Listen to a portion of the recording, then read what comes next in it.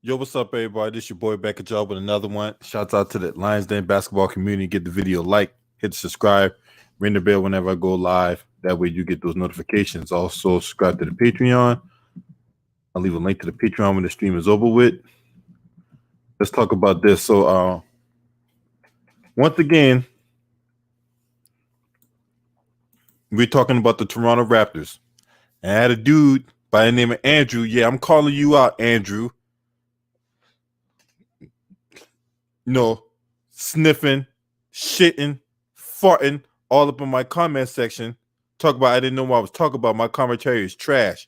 Well, just like the Toronto Raptors of Tampa Bay, right? They're 1-5 right now after you get your ass whooped last night, right? And you still can't answer the question about why the guy that the Toronto Raptors paid all that money to playing like shit. Yeah, Andrew, I'm calling you out.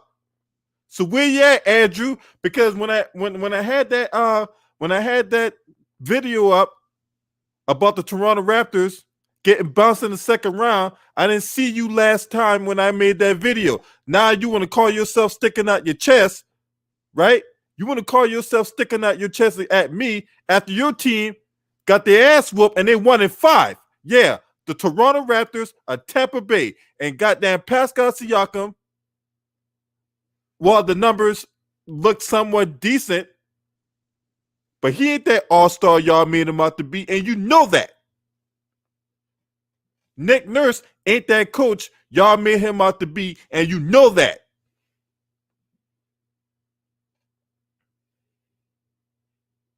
Clearly, you didn't watch the video because when I talked about the Toronto Raptors, what the one thing I talked about?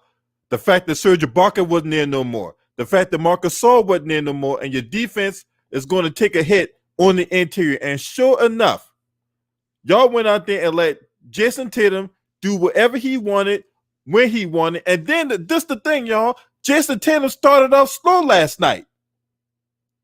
So explain to me, Andrew, why the Toronto Raptors only scored 14 points in the second quarter? Explain that to me, since you the so-called the resident Toronto Raptors expert, right? The Toronto Raptors of Tampa Bay. Y'all only scored 14 points in the second quarter. Explain that. How do you explain that, Andrew? Huh? Explain that. You can't explain that. And then y'all gave up 38 points to the Boston Celtics in the second quarter. Explain that to me, Andrew.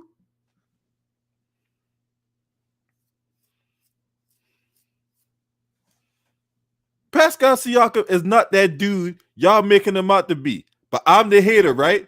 I'm the hater. You're not going to call out your Toronto Raptors for playing like shit. You want to scratch and sniff and fart in my comment section talk about I'm the hater, right? That's what y'all do. See, that's what y'all motherfuckers do, man. Y'all want to attack me like I'm the path of least resistance and shit. But I'm here to tell you, I am not the path of least resistance. You're not going to scratch and sniff and fart and leave your little cockroach droppings or rat droppings in my comment section when you know I'm telling the truth. Why is the Toronto Raptors 1-5? Exactly, Red Pill Alpha. He only had one move, and that's that goddamn spin. Why is the Toronto Raptors 1-5? Andrew, answer the question. I need you to bring your ass in here. Answer the question. Why are they 1-5? Yeah, they shit water. Yeah, they shit water. Matter of fact, I'll put a link in the chat. I'll put a link in the chat, and then y'all can come in here. And yeah, Andrew, I put a link in the chat room. So bring your ass in here. You know, whatever you're doing, bring your ass in here and come talk to me. You want smoke? Well, goddamn it, I'm bringing the smoke. You want smoke with me? You say you could call yourself cooking me. Now bring your ass in here and poke your fucking titties out, nigga. Let's go. Let's go. I want the smoke. God damn it, let's go.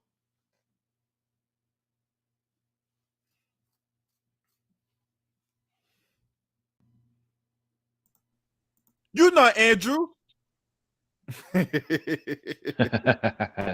What's good, bro? What's up, man? Man, the Tampa Bay dinosaurs, man, they bad. They bad. I didn't because like I didn't watch the first couple of games because I've heard from some of my friends that they said, man, it's bad. But then I watched the game last night and I see Jason Tatum get off to like I think it's like he started like 2 for 8, 2 for 9 from the field, something like that. And then like that second half, I'm like they letting him get anything, and then Pascal Siakam he getting exposed. Tatum took him to the woodshed. There was one play where he Pascal Siakam was body up, try to body him and everything, and Jason Tatum just went to the corner, stepped back, split gap, splash in his face, and I think the Raptors, man, they're getting exposed.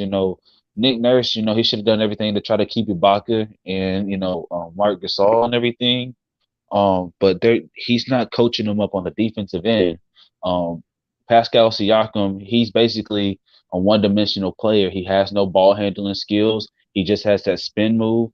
His mid-range is not consistent, and if he's not getting to the hole, he's basically a liability. And it's like you're playing 4-on-5 offensively. Kyle Lowry, he has, he's doing all right, but it's the typical Kyle Lowry numbers, 17, 18 points a game. Fred VanVleet, he hasn't been playing up to that new contract that he got. He has to play better. He's shooting around 31% from the three right now. Career low in field goal percentage and free throw percentage. He's not attacking as much as he did, and he's settling. And honestly, that team, if they don't, their defense is going to be bad regardless because they don't have that interior presence. But if they don't start getting that offense going, man, they probably going to be the worst team in the league. And let's talk about the defensive for a second, because we all know that they don't have Serge Ibaka anymore. They don't have Marc Gasol anymore, right? Yeah. So the Toronto Raptors, up to this point in the season,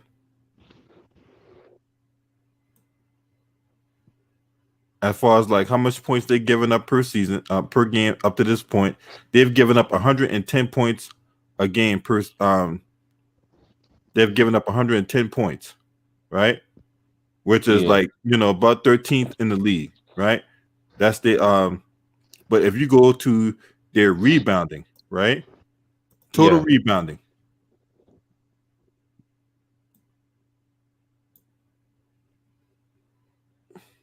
They're middle of the road as far as like team rebounding goes. They're middle of the road in team rebounding. If you go to their defensive rebounding, you see what the Toronto Raptors are in their defensive rebounding. They're 14th in defensive rebounding, right? Yeah. So what is the Toronto Raptors not doing? Well, last night what I watched is that they're not being aggressive because they're ninth in defensive efficiency. Yeah. Well, they got athletes. They got like right? OG Anunoby. Well, Pascal Siakam, he can defend. But they're giving up. But as far as like team rebounding per game, they're dead last. They're dead last in giving up rebounds per game. They're dead last. They're dead. Oh, that's an effort thing. Then that's an effort. Yeah. I remember Reggie Evans on Red Pill. What's up, PSN 3,000 degrees? Yeah, they're dead last in defensive rebounding. Oh my God, no, bro. Yo, I thought the Warriors were dead last in rebounding, and the Warriors don't even defend. But they're dead last in defensive rebound. They're getting killed so in other words, they're getting killed on the boards. That's an effort thing. And I don't know if you heard that story about Pascal Siakam, right? About how he need to find the joy of playing basketball again. No, about what the Raptors did to him. Right, what the Raptors did. How did they suspended him and fined him because that was one. I know that because he walked off the court early. That's what happened. Yeah, after he fouled out. He fouled out and he walked off the court after he fouled out. Yeah, so that's why he got suspended and fined. Yeah, I know that. Yeah, man. I'm like, but like that's why all these like when these crazy Raptors fans, I'm like, y'all won one championship and then like Kawhi leaves, Pascal. Like last year, Pascal had a good season And not saying that he's a bad player, he's a good player, but he ain't, he ain't like no savior or nothing like that. He And just that's why like I kept trying. Hey, bro, that's why I kept trying to tell people. That's I'm why I like kept he's trying to still tell people. I told people, I've been telling people this for like a year about how Pascal Siakam, yeah, he's a good player, but he ain't that dude. Yeah, and I mean, like, I'm not taking away, like, because he earned that All Star. He earned that All Star thing last year because he had a career high in 3-point shooting. So I'm not gonna take that away from him. But like people are saying that, oh yeah, they can win without Kawhi, and I'm like, y'all gonna make the playoff? Like, literally, the Raptors, they were a playoff team before Kawhi. They only became a championship because Kawhi was there. And even then, if it, even then, if it wasn't for Kawhi, they would have lost in Game 7 um to the 76ers because in that game 7, people forget Siakam was a no show, Lowry was a no show. Basically, it was Kawhi with 47, and then the next leading scorer was I think Serge Ibaka with 13, Siakam had 10, Lowry had 9, Van Vliet had 9, Gasol had 9 and 11 rebounds. So if it like, so I'm like, y'all team is like, if y'all face a good defensive team and everything, like a really good defensive team, and a team that can put the beatings on you offensively, they gonna get embarrassed. And I thought there was gonna be like a 5 seed this year. And like now, the way they playing, the way their efforts playing, you know, um, I don't know, they might not even make the playoffs. And Nick Nurse, we gotta hold him accountable because he's a 2-time coach of the year. So he's a 2-time coach of the year. Had won a championship his first year. Got to Game 7 of the second round last year, and his coaching. I think it's over because he doesn't make adjustments and he doesn't discipline his players. Like you see Pascal Siakam pouting and leaving the bench, and you let the team management suspend him, but you don't get in his grill. And then last night you see Fred VanVleet settling for threes, and you don't say, man, just drive to the hoop, man. You got a decent enough handle to drive to the hoop, get fouled and everything. You see Kyle Lowry lacking on offense, even though his like 13th year and everything. And, you know, my thing is I think Kyle Lowry's just been getting all-star. He's been getting all-star selections just because, he's like the fourth best, like he's like the fifth best point. He's always like the third or fourth best point guard, statistically in the East and everything. But I'm like, this year, man, like it's not, he's averaging his usual 17, 18 points a game, but his the effort's not there, and if the effort's not there, man, they're gonna lose, and it's gonna be a long season. Hey, for one, I gotta correct you on one thing, Mr. Big Chest. He only won it. Nick Nurse only won Coach of the Year once. Oh yeah, Um, who won it? Yeah, Dwayne was it? Oh, Casey, Dwayne Casey won Coach of the Year when the Raptors the year he got fired. okay, yeah, Dwayne Casey won it. Okay, Yeah, yeah, I forgot, man. And he shouldn't. yeah. Yeah, So, no, but that's he but shouldn't have got. outside of He shouldn't have got fired. So I mean, yeah, but that. we all know that that's pretty obvious at this point. G Corey, man, long time no see, man. What's up, man? What up? What up? Y'all hear me? Yeah, man, we can hear you, Yeah. bro. Hey, man, what you got on these Toronto Raptors, man? Because they stink right now. Man, the Raptors been horrible, but I kind of seen this coming though. Open the season, I told everybody started the season it's gonna be an up and down season. It looked like to me the weak team's been the best teams for real. They're second to last. The only team that got a worse record than them right now is the Detroit Pistons. Oh We're gonna we're Lord, gonna we're gonna talk about Detroit Pistons here. Yeah, because hey, look, when we talking all these players getting goodies, giveaways, and guarantees, right? These guys getting all these accolades, right? Because Pascal Siakam last year won Most Improved Player. He got All-Star. He got an All-Star appearance, right? yeah, He made the All-Star team and won Most Improved Player. So you would figure coming into this season, right? Okay, yeah, he kind of struggled in the bubble or whatever like that. So, but so we're thinking, okay, Pascal Siakam is going to take the next step, right? He learned from what it takes to win the playoffs. He's going to come back and he's going to, he's going to be dominant, right? Go work on this game, be dominant, right? And we just hadn't seen it. We just not seen the guy that they paid all this money to, right? This max contract, because last year he demanded a max contract. They gave him the max contract, and now all of a sudden now he lost his joy for playing basketball. That's his reason for why he's struggling so much. Then why are you out there? You didn't struggle to stick your hand out and take the check. Man, you see him on there pouting, looking out like a sad puppy, like a little ass kid. And Kyle Lowry, another dude, right? Which I think Kyle Lowry's in over his head right now. I think Kyle Lowry ain't that they're paying him. He's like one of the highest players in the league. This dude making like $33 million. I think it's 32.6 million dollars. Shoot.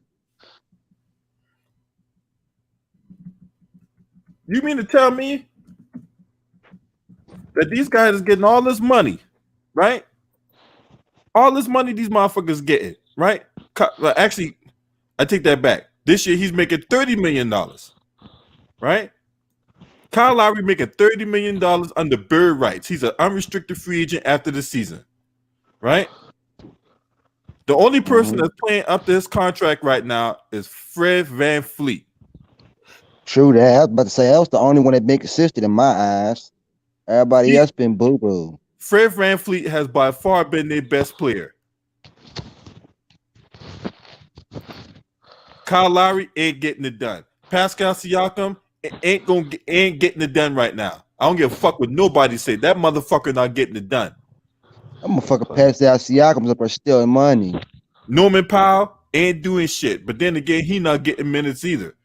Aaron Baines, a guy that they brought in, ain't doing shit on a 2-year deal, on a 2-year mid-level exception. Chris Boucher. Why am to OG Ginobili? OG Anunoby? Or OG Anunoby? Yeah. If he can stay out of foul trouble, oh my goodness. So OG Anunoby, he hasn't done anything after this point. Matter of fact, he played like shit. He played like this.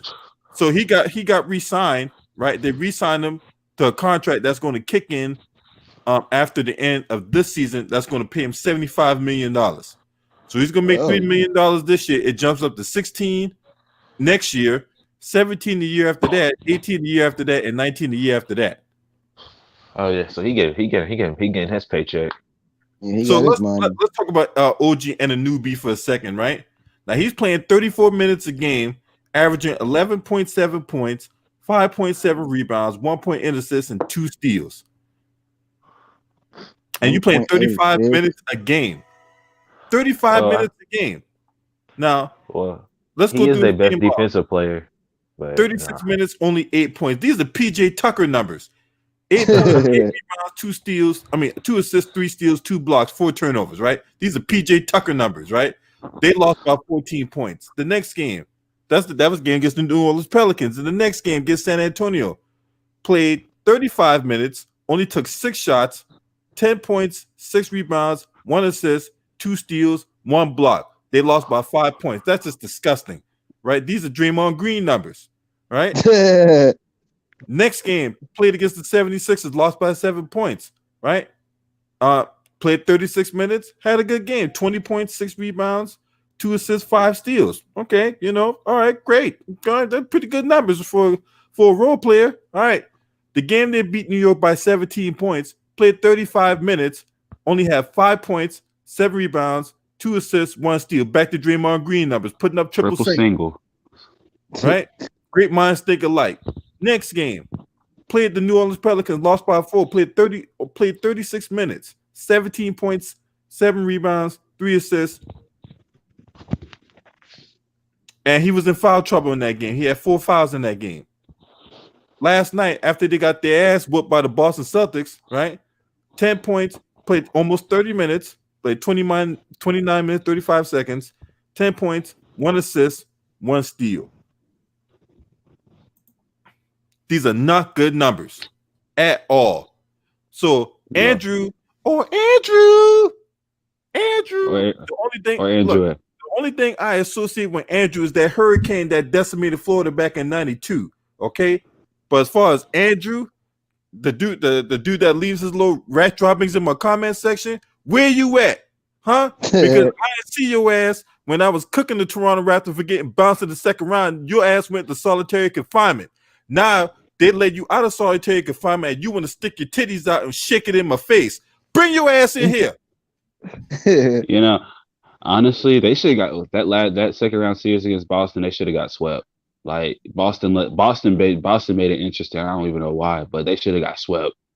That's how bad they were. They looked against Boston, and because All I game could three, tell you, all I could say is somebody lit a fire under motherfucking Steph. This motherfucker's player of the week. man, Well, that's a whole nother Fighting thing. Fighting Coach Toronto, what system would I implement if I had the position? Okay, so for defense, since I will have OG play, OG defend. Since he's the defender, right? I have OG defend the best player. So in that Pacific matchup, I would probably stick OG on Jason Tatum, right? And we'll play man defense under man defensive principles or whatnot, except because there's a lot of teams out there that can shoot the three. So there's no reason to go to a zone when you got a lot of 3-point shooters out there in the NBA when they spread it out. Why would you play a zone when guys are like literally shooting 3-point shots, right? So I would stick to man to man in a game like Boston. I would stick OG on Tatum, right? Which I'm pretty sure will happen, right? I'm pretty sure they tried to do that, but look, as long as Tatum's in the game, you got his ass, right? So there was no Marcus Smart last night, so you had no Marcus Smart, right? So Kyle Lowry, where the fuck was Kyle Lowry at when you had no Marcus Smart? Fred and Fred, man, the Raptors backcourt should have been eating on Bruce Pritchard last night. That white boy. Yeah, they should have been eating. Kyle Lowry should have got whatever he wanted last night. Goddamn. Well, Fred VanVleet sure as hell did, right? Yeah, Fred VanVleet ate that boy alive. I felt bad for him. He ate that boy alive. But man. Yeah. What's their record? Ain't they like 1-5? Yeah, they 1-5. Yeah, they 1-5. Oh Lord, man, they up there with the Bulls. On defense, right? The Bulls got a better record than them. Hold on. So on defense, when you got a guy like Jason Tatum, that can go off, right? And the only other person on that team that can hurt you is Jaylen Brown. Well, look, I'll take my chances with Jaylen Brown before I let Jason Tatum go off for 40 fucking points. So anytime Jason Tatum got that ball, you double team his ass, right? You get the ball out of Jason Tatum's hand, right? You know that's the guy that can beat you, right? So you get the ball out of his hand, you leave it up to Jaylen Brown to beat you. If Jaylen Brown beats you, then okay, then we'll live with the end result. But you do not let Jason Tatum go off for 40.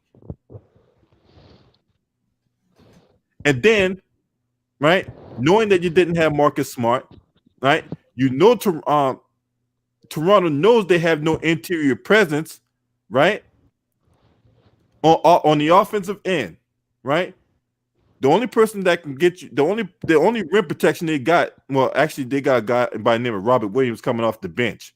But you got a guy in Tristan Kardashian, right? Yeah, Tristan Kardashian. Yeah, Tristan Kardashian. Yeah, get his. If I was Toronto, I'd get Pascal Siakam down there on the block, get them two motherfuckers in a bunch of foul trouble, right? Let Pascal Siakam get a couple easy layups to get some confidence in him. Maybe get him more in the position where, hey, look, I can get him to the free throw line to make a couple free throws or whatever like that. Get his confidence up, right? But you do not let Jason Tatum go off for 40. That's the first and foremost thing. I'll sell my soul to the devil to stop Jason Tatum. Yeah, because that brother's special. I mean, Nick Nurse. Now y'all played this team 7 games last year in the playoffs, right? No Kemba, right? Yeah, no Kemba. You had no Marcus Smart. Got dang on. Gordon Hayward ain't there no more, right? Yeah. So there's no excuse for you to go out there and get your ass whooped like that. And Jaylen Brown had a terrible game. Not a terrible game, but if you really think about the game Jaylen Brown had yesterday, right? Pull up Jaylen Brown's stats for y'all, right?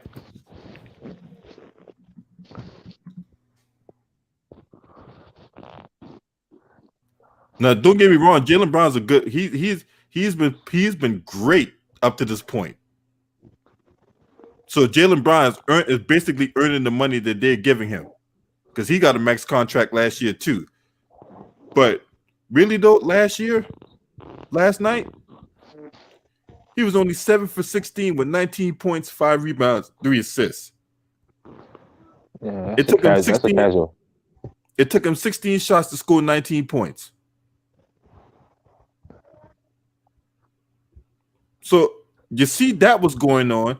You take your chances on Jaylen Brown, but you don't take your chances on Jason Tatum because if you know that motherfucker get hot, it's gonna be game over. And that's no excuse by the Toronto Raptors after you played them for 7 games last year. You played them more than that in the regular season. You played them probably like 3-4 times in the regular season, and you played them 7 times in the postseason. And you mean to tell me that y'all could not drum up a defensive game plan to stop Jason Tatum for going off for 40? That's inexcusable by Nick Nurse. That's inexcusable. No, they stopped it. Like they couldn't stop him. The problem is they tried to impeach it. Nick Nurse put Pascal Siakam on Jason Tatum, and the one problem with that is that Pascal Siakam he doesn't have the speed to handle Jason Tatum's shiftiness, and that's why you put OG Anunoby on him. No, but when he did, it was too late because when Jason Tatum started cooking, I'm like, dude is like to me like the dude trained with Kobe Bryant before Kobe passed away. He trained a whole summer with the dude. Okay, that's great. That's great. But this is my thing, bro. You stick OG on him at the beginning of the game, not when Jason Tatum already going nuclear on you. Yeah, well, because OG, the thing with OG is that OG can defend at an elite level. The problem is that sometimes on these elite wing players that he plays, like he gets in foul trouble. So I understand Nick Nurse's reluctance, but you gotta tell the dude, I'm like, bro, I would need you to lock this boy up. I'm gonna need you to put him on solitary confinement and do your best not to get in foul trouble because Pascal Siakam, I felt bad. It was embarrassing what Jason Tatum did to him. And then like you said, you rather have Jaylen Brown,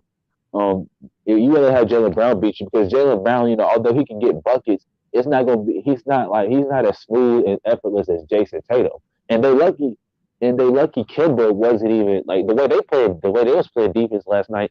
They lucky Kemba Walker wasn't even playing because Kemba Walker he's like a goodwill Kyrie. He's like a goodwill version of Kyrie. Not as great as Kyrie, but he can still give you 20, 25, 30 like if you let him. And the way they was playing defense, they lucky they didn't get blown out by 30. That's how bad it was last night. So Boston and Toronto ran at a pace at 104.7, right? The difference in the game was this, right? This was the main difference in the game. Toronto was out rebounded. Let's see. Hold on. 56-37 in rebounding. Dang. That was the difference of the game. 56-37 in rebounding. Get this. And Boston shot like 57% from the field. Toronto, if you bring in the offensive 4 factors or whatever like that, right? Toronto shot 57%. Toronto shot 47%.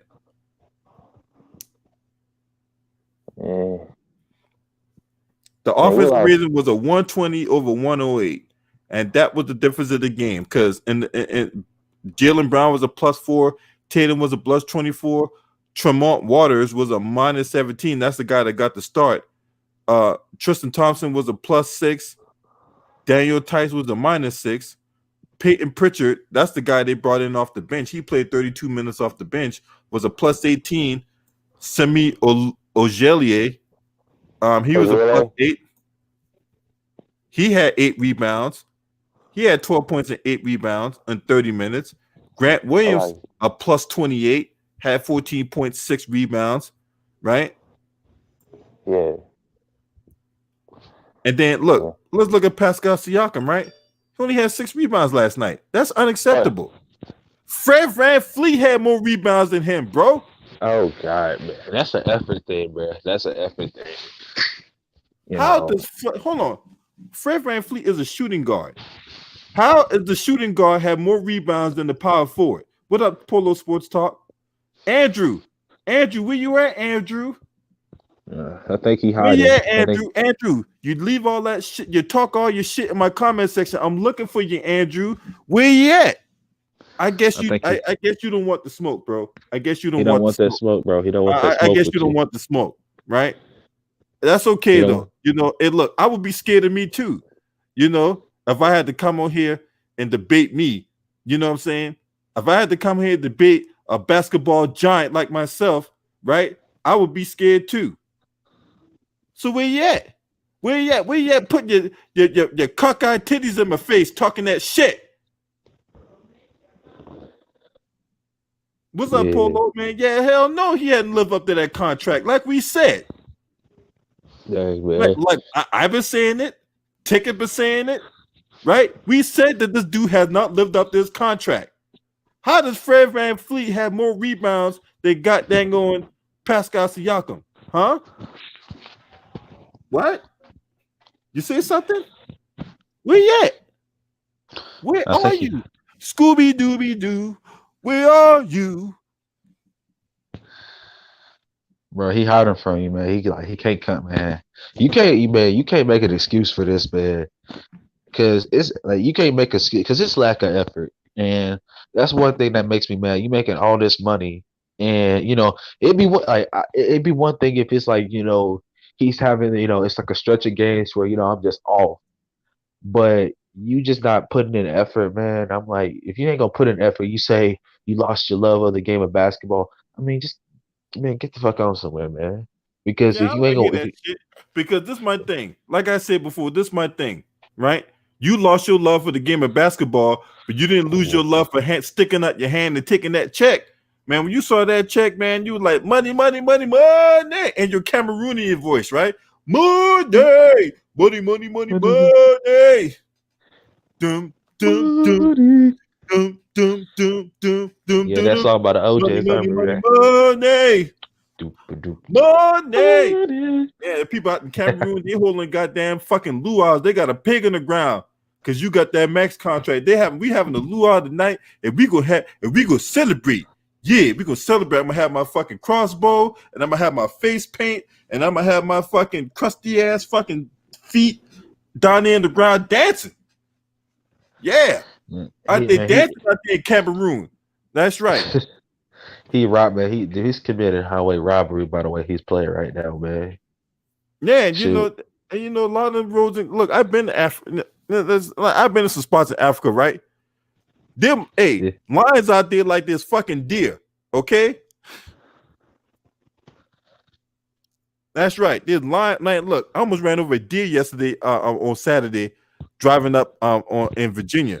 Somebody hit a deer. That motherfucker had antlers and shit, and I just happened to have my head down. I looked up, I'm like, oh shit, you know what I'm saying? That motherfucker dead in the middle of the road. You know what I'm saying? Big ass fucking deer. But out there got dang on Africa. Look, them motherfuckers, them lions out there, them motherfuckers be roaming the streets like this, like it's nothing. You know what I'm saying? People just driving around looking at fucking lion and shit. I was like, hey man, this the lion. I'm like, what? Hey, did you not see that shit? That motherfucker will eat you, okay? Hey, so they say, do not play with the lion. Do not play with the lion, right? And then they be stink. You ever smell an African, man? Them motherfuckers be stink, man. I'm like, oh my god, man. Did you use like lion manure and shit? You know what I'm saying? God damn. Anyway, going to Pascal Siakam. He playing like lion manure, bro. That's what he playing like.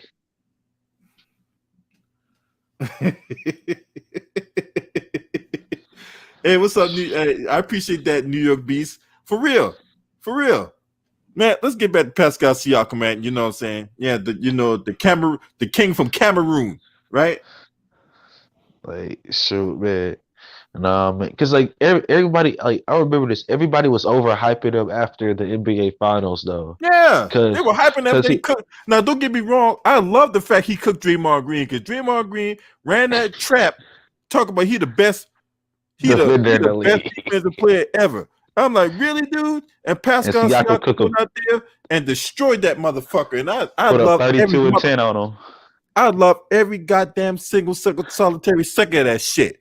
Right? And man, and then like the next year, like the next year he had a career high. My thing is, it's like it's like he tries to be like he's a post player. Like he's like he works best in a post.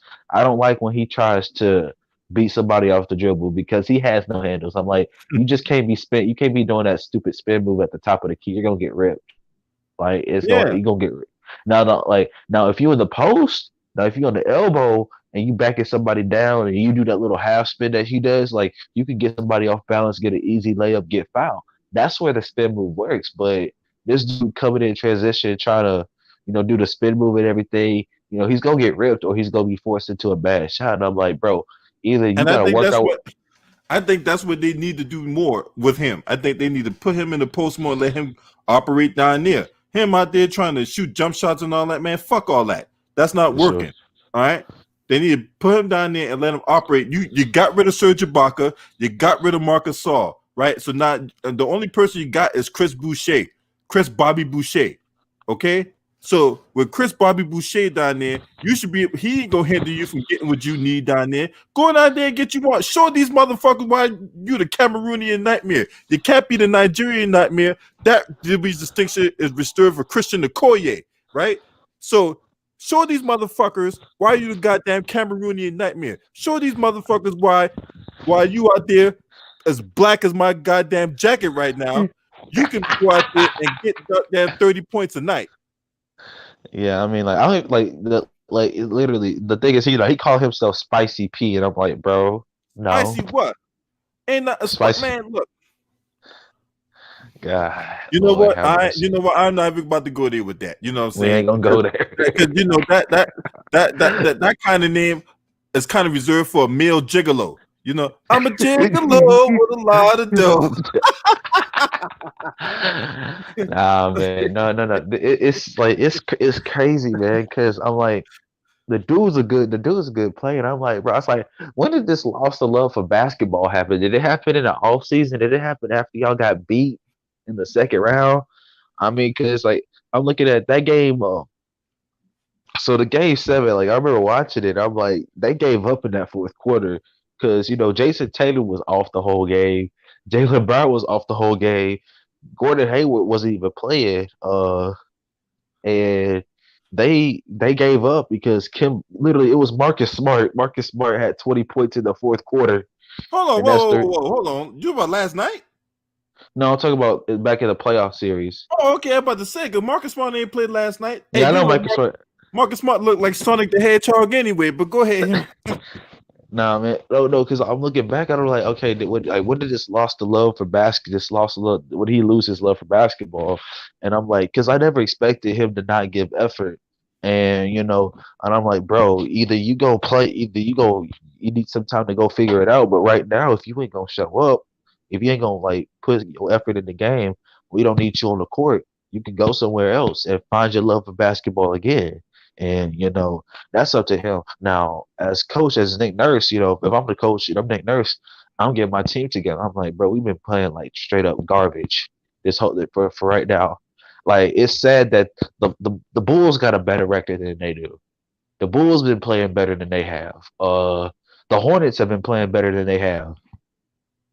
And the Hornets can't even figure out their guard situation because Borrego can't even figure out his rotations, don't even know how to use his rotations right. And they still playing better. They still put him up a better effort than the Raptors are. So, if they don't get their stuff together, they're going to be a lottery team. Yeah, they definitely need to get their goddamn act together, man. Now Nick Nurse supposed to be look, I'm not gonna totally shit on the guy, okay? The guy did win an NBA championship, and he did win a championship in the G League. So he knows how to get it done, right? I just think if his confidence is so shot, then what I would do as a coach, right? I would sit down Pascal Siakam for a few games for him to get his head right and start Norman Powell in his place. Because this is the thing, right? The only game they won, he didn't play. And guess who played in his place? Norman Powell. I don't think Norman Powell got enough minutes. Yeah, I think they need to. So that'll be one adjustment. I'll find more minutes to give to Norman Powell, right? Because let's look at this game last night. Let's look at the game last night. Do do do do do do. So Aaron Baines only played 13 minutes, right? Bobby Boucher played 20 minutes. So I think that's a mistake. So Aaron Baines, he need to sit his ass down. I will play Bobby Boucher, right? Or Chris Boucher, right? Norman Powell only playing 16 minutes, but this is the problem, though. You got Kyle Lowry playing over 30 minutes, right? You got Fred VanVleet playing over 30 minutes. So Pascal Siakam playing like shit. I would get him up out of there and give Norman Powell those minutes, right?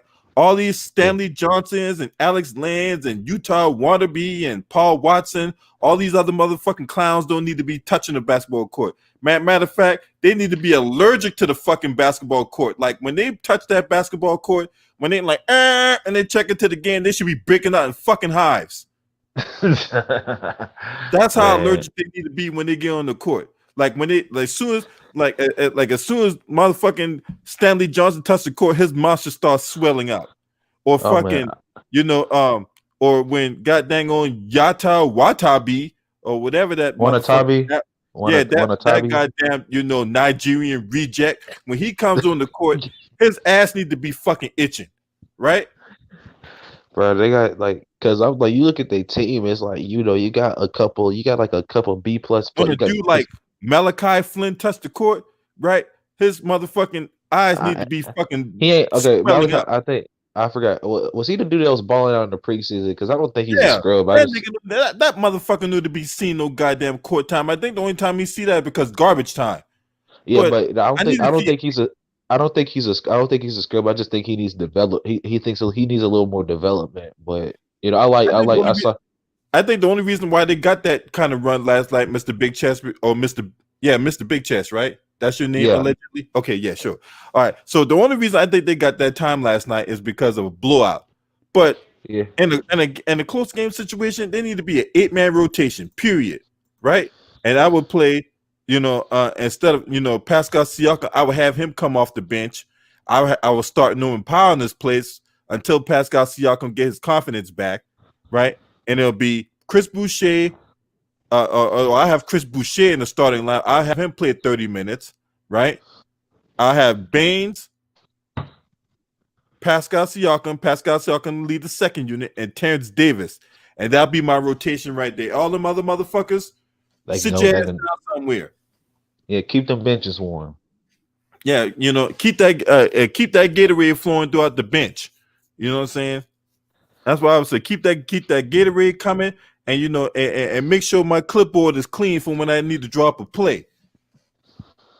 Yeah, man. Nah, it's just like you look at their team. So they got, I think, like their best player right now is Fred VanVleet. And then like Kyle Lowry, he's gonna give you the typical 16, 17 points a game. Andrew, I'm here, Andrew. Where are you? Man. Yeah. I mean, outside and then Pascal, like once Pascal gets out of his slump, hopefully he's a good player. So they have three good players, a couple of all right players, and the rest of their team is a bunch of scrubs. So yep. Yeah. But the thing is I'm like they got to the they got to the playoffs with this same roster. So I'm like, the issue right now, the issue is effort. Because I'm like, if y'all defend, y'all gonna win. If y'all defend like I know they can defend, like I know, like I've seen them defend. If they defend like I know they can defend, they're gonna win it. They're gonna be in the playoffs. Defense is like that's the one thing the Raptors have been known about. Like even before Kawhi was there, I think the years they made the playoffs with DeRozan, they were a top 5 defensive team. and they won game. Like there was games where they won like 96 to 80 something, and they was holding teams to under 100 points. So I'm like, if y'all can play defense, y'all gonna win. Y'all gonna get into the playoffs because the defense supplements their basically below average offense. They're a below average offense and everything. So I'm like, you play a team and you don't play defense. I'm like, shoot, what if you play the Nets with KD and Kyrie, man? Y'all gonna get blown out by 40. Yeah, speaking of which, the Brooklyn Nets been sucking ass right now. You know what I'm saying? No defense and nothing like that. I talked about that on my brother Ticket channel. You know what I'm saying? But I'm looking for Andrew. Oh, Andrew, where are you? We got an APB out for this man. We got an APB out for this man. Bad boy, come out and play.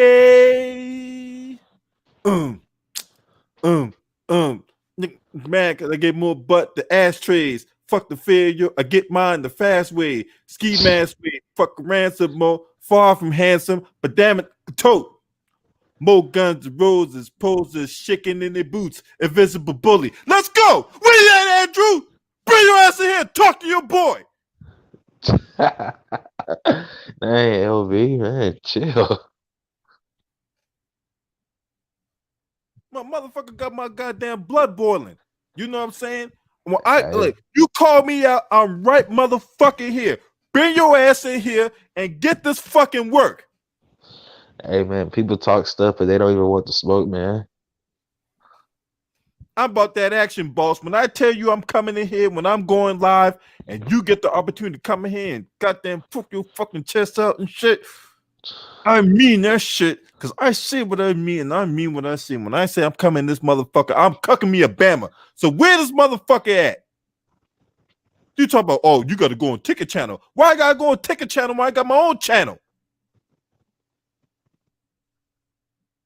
And you think Ticket gonna save you from me?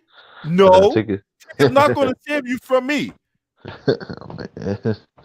Yo, man, it's like you think Ticket TV is your safe haven to call yourself poking your chest out? Nah, motherfucker. Ticket TV is not some safe haven for you to call yourself taking your shot at me, talking about you coming for me. Motherfucker, I'm right here. You ain't gotta look very far. Why you gotta look on Ticket TV channel? Why you can't look here? I'm right here. Where you at? Hey man, he don't want that smoke.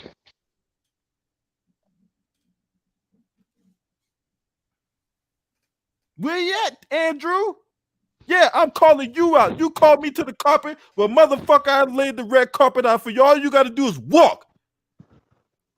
Hell, if you want me to leave the door open for you, I will. I'll leave the door open for you. You can just walk right on in. Come right on in. I laid out the red carpet for you, Andrew. Make your grand appearance.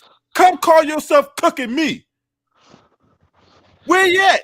You don't got no smoke.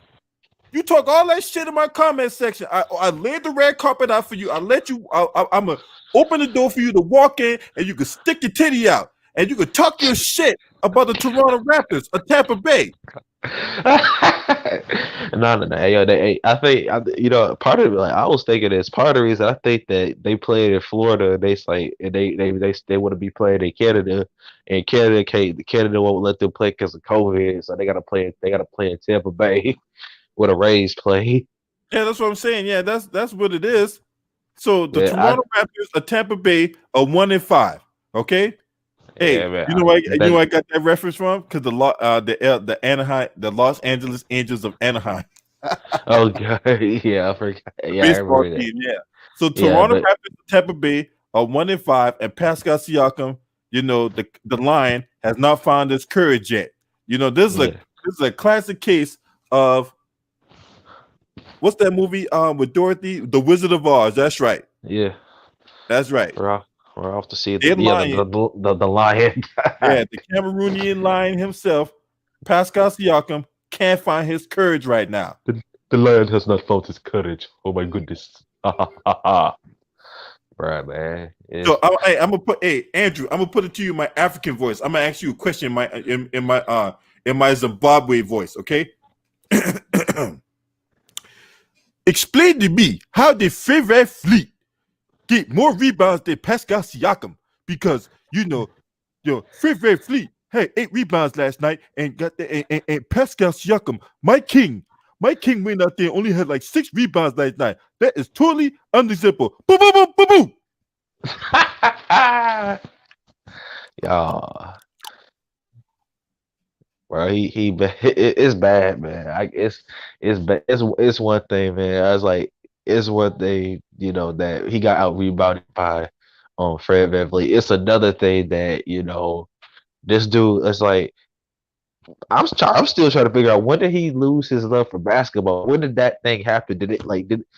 Or did it happen after the loss to Boston in the playoffs, or like during the playoffs after the election, before Christmas, like during the preseason?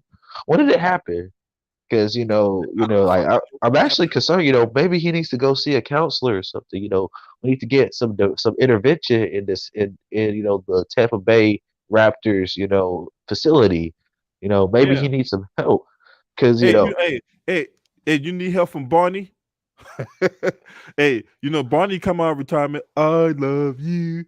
You love me. Healing. Oh We were God, happy family with a great big hug and a you. You can make me happy home. right, right, hurt my chin. Bro, no, that was my whole toddler childhood. Bro, bro, LV, you wild, man. No, man, yeah, he might need to see Barney. Barney's a dinosaur. Raptors, they're the baby dinosaurs. They might need some help.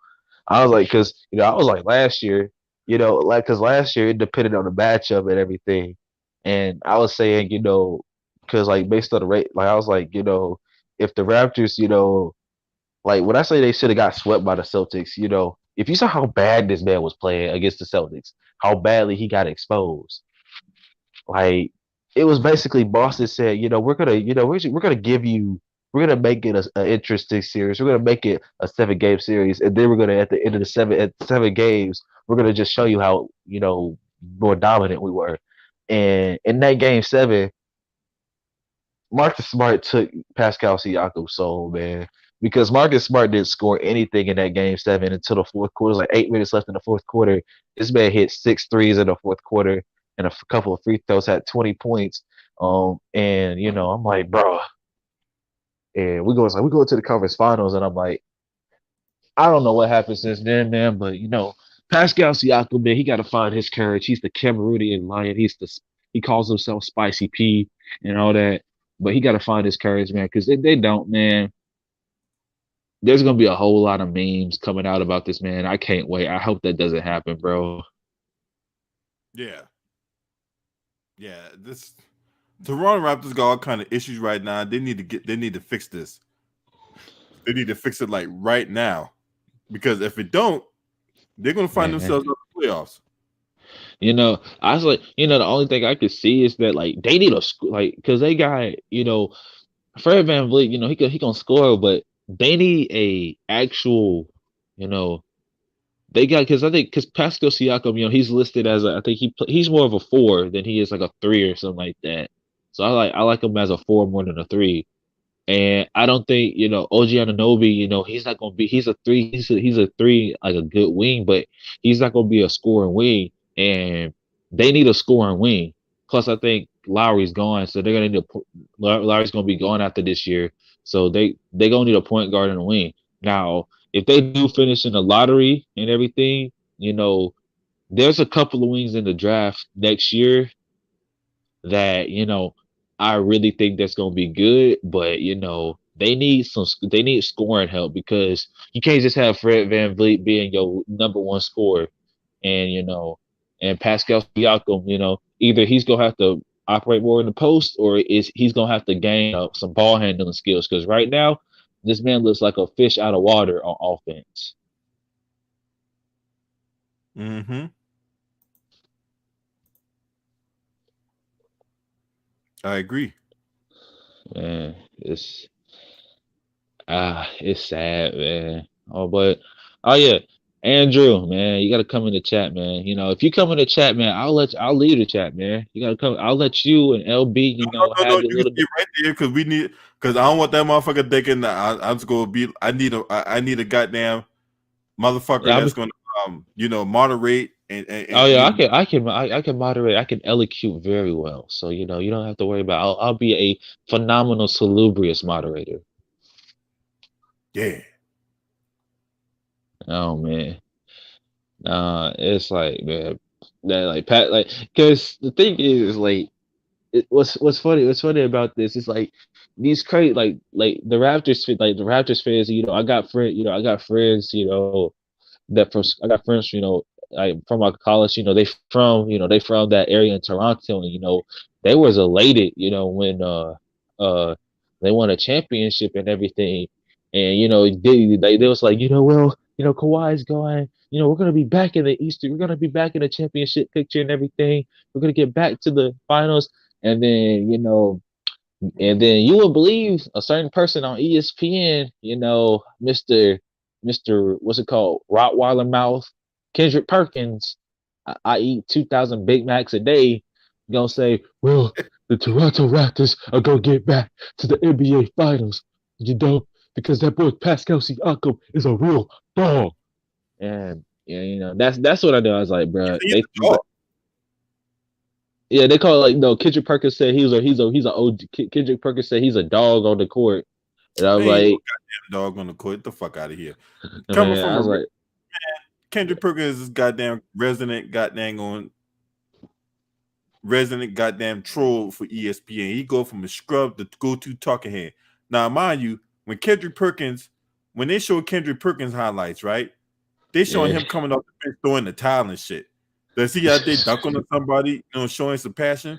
Does ESPN show those highlights? No, nah, right? they show Does he out pictures of him getting embarrassed on defense though. Yeah, when they show more pictures of him getting dunked on and show more pictures of him coming off the bench screaming, cheering for the team and shit. They show more pictures of that. Man, he actually had a triple single in Cleveland. You know, with clapping, Gatorade bottles and throwing in the trash, and you know, and huffing and puffing. Man, he averaged a triple single off the bench. You know, just by doing nothing. Yeah, Man, and I was like, he was in Cleveland. Yeah, it's weird how he was in Cleveland for 4.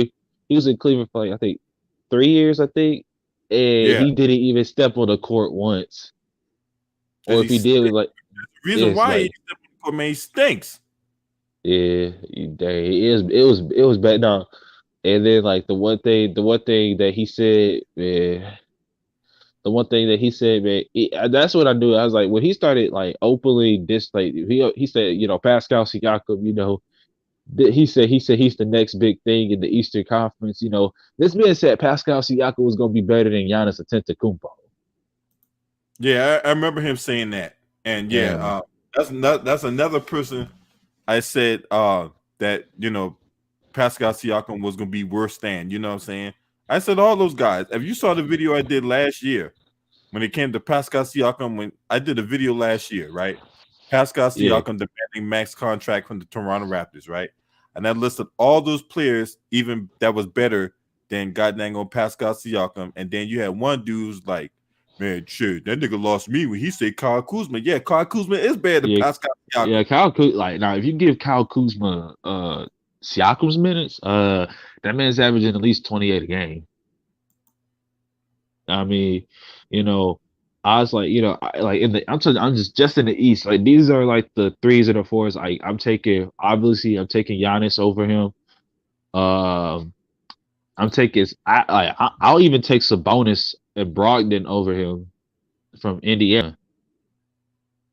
Like, cause at least Brogdon is being consistent, and Sabonis is improving.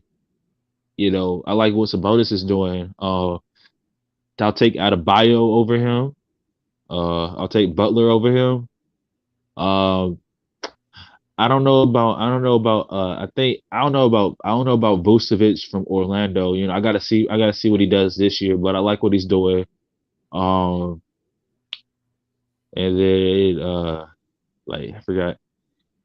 I forgot who's the dude for the Wizards. The small like the Bradley guy the Beal. big. No, yeah, I'll take Bill over him. I'll take Westbrook over I him. talk about power forwards though. Yeah, I talk yeah. The about the power. Who's the power forward for the Wizards? Rui Hachimura, No, not David, him. That was another. I think. Well, I think Rui David, Hachimura has a higher ceiling than him. Davis But Bertans. yeah, yeah, I think if you give Davis Bertans minutes, he plays consistent. He's like around that level. But the thing is Pascal Siakam. The thing is, he's like that player that he just has like he's gonna give you like 20, 21, 22 points a game, but he just has obvious limitations. And then like these and the thing is these crazy Raptors fans don't even care, don't even watch basketball. They just see, well, he dropped 32 and 10 on he dropped 32 and 10 on Draymond in the finals, and he averaged 24 points in the finals. And then again, I was like, he got one-on-one opportunities because they was trying to stop Kawhi, and he got Draymond on the block, and his best effort is to walk the block. But then, like, you ask him to be like that perimeter, that number one player, that alpha on the team. You got to be able to play from the perimeter, and you got to be multi-dimensional. He's not. And you can't have your best player being one dimensional. It's gonna hurt you. Now, I think now with their best player, my opinion, Fred VanVleet, he can shoot the three, he has a mid range, and he can get to the hole. Yes, he's a shooting guard, but he's multi-dimensional. He can score at every level consistently. Now, he's not the most talented player with the most ability. That's Pascal Siakam. But Pascal Siakam, he has clear offensive limitations. Now, his defense, he can get better and he can get more disciplined, but he's athletic, he's long, he has all the physical giftings, but, when it comes to offense, he's just not that dude. Like and people gonna get upset. They gonna say, "Well, you're hating," and I'm like, "Bro, I'm not hating. Just watch basketball. You see a dude like, what the crap are you doing on a fast break, spinning from the top of the key and forcing up a stupid shot?" I'm like, if you don't get your butt down to the block and back somebody down with with your girth and with your derriere and everything, if you don't back somebody down and use the post to your advantage, man, it's sad. It's sad because people don't want to see the truth, and the truth is the truth. The dude is a good player, but he has clear limitations. I think he's a good. Who? You talk about yeah, Pascal Siakam. That's who. Siakam, he's a good blade. No, I'm not saying he's a scrub because he's the furthest. He's not a scrub. He's a good complimentary player for your team, but he is not an alpha. He's not an alpha, or he's not a number one. He's not a number one option. He cannot be a number one option on a contending team. Nope. He's proven that. He's proven that. He got exposed. He got exposed. Like Brad Stevens, Jaylen Brown put him on solitary, put him on lockdown that whole series. That whole series that he only had one good game, and that was game 4 when he dropped 27, 11, and 6. Mm-hmm. After that, game 7, he had 18 points on 7 of 30 shooting. The dude games, they won game 6. They won game 6 because Boston couldn't stop turning the ball over, and Fred VanVleet decided he was just gonna drop a 30 piece on him. And Kyle Lowry had a good game. Game 3 they lost because game 3 they won because OG Anunoby hit the game winner. And game 4, it was just back and forth, and Boston just lost that game. So I'm like, y'all should have got swept, and he got locked up. He wasn't even a factor. And the fact that you got locked up, 2, you don't even make adjustments. You don't even improve on your weaknesses from the year before. And 3, you come back saying, "Oh, well, I lost my love for the game of basketball." And I'm like, bro, it's basketball. You getting paid millions of dollars. Us as the fans, bro, we pay your contract. We pay for league pass to watch you because not everybody that lives when y'all playing in Toronto, not everybody lives close to the area. You got people playing for league pass trying to see you buy your jerseys, buy your merch, buy your hoodies. follow you on Instagram, buying your Patreons and all that, paying your contract, your multi-million-dollar contract, and you gonna say you lost the love, you lost your love for the game of basketball. If you don't get out there and show some effort, show some heart, man, because if not, you can get the hell out of my league, bro. As simple as that. That's all I'm saying, bro. That's all I'm saying. Look, if you ain't gonna sit up here, if you're not gonna give me your 100%, right? And that's like I talked about in my video earlier this morning, right? We talk about what's holding you back, right?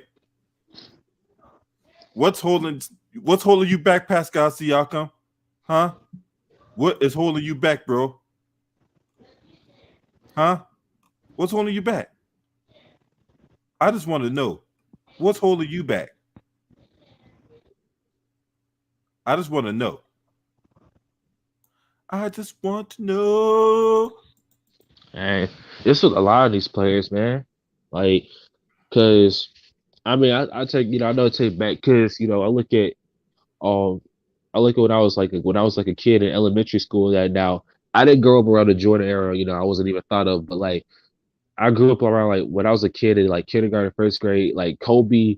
Like it was like after Shaq left, the 2005 to 2006 when I was a little kid.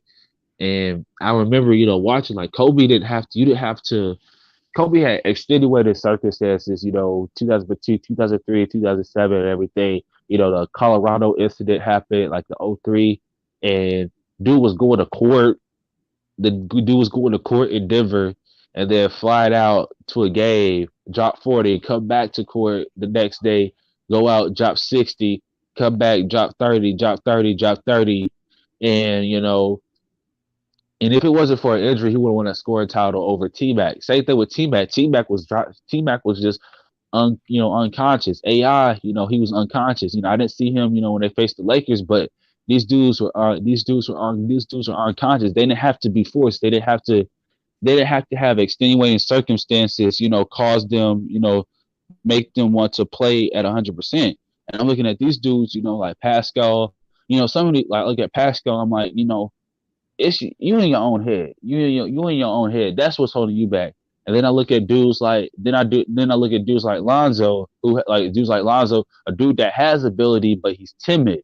Although this year, he's doing this year so far. He's actually having a pretty good season so far. Double digits in like 5 out of 7 games, averaging about 15 points, 8 assists, 8 rebounds.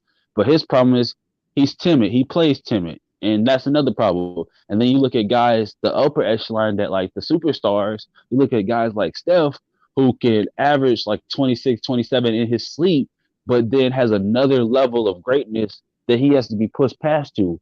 And I'm like, I'm not expecting these dudes to be Kobe or Jordan or Kareem, but I'm like, man, y'all don't. We paying y'all. We spending hundreds of dollars, and we got people going through a pandemic, and we still spending money on y'all trying to pay because we want to see y'all play because it's an outlet from the craziness going on today. So we paying for League Pass and ESPN Plus and all this stuff.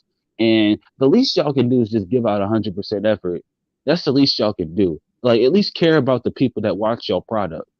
Because I could spend my money somewhere else. As much as I like basketball, I could spend my money somewhere else. And for them, like for dudes like Pascal Siakam, to say you lost your love for basketball and to publicly say that, and then pout after you foul out, leave the game early, leave the facility early, and then get an attitude when you get suspended the next game. I'm like, bro, if you're gonna be like that, I don't want you on my team. You can get the crap out. I don't care how much money I'm paying you. I will find a way to get you off my team if you don't want to be here. If you feel like your love for basketball is gone, you can go somewhere else and find it. That's how I feel. Because at the end of the day, man, it's disrespectful. It's disrespectful to the legends of the game. And that's one thing I won't tolerate. I might be young, what behind the ears, Brett smell like Similac and everything. But, one thing I do as a basketball fan and as a basketball savant, I care about respecting the legends of the game.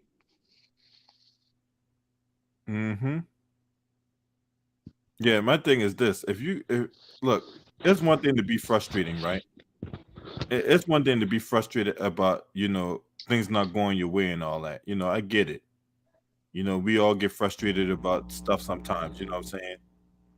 But to go out there And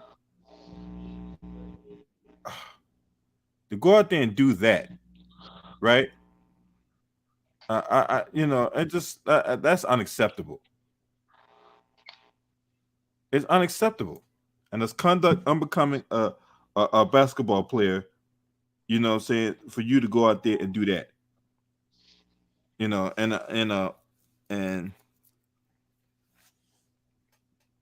you know, if you don't want to, if you don't want to play, if you don't want to have some kind of respect to the game and all that, then you just give up your paycheck and shit. You know what I'm saying?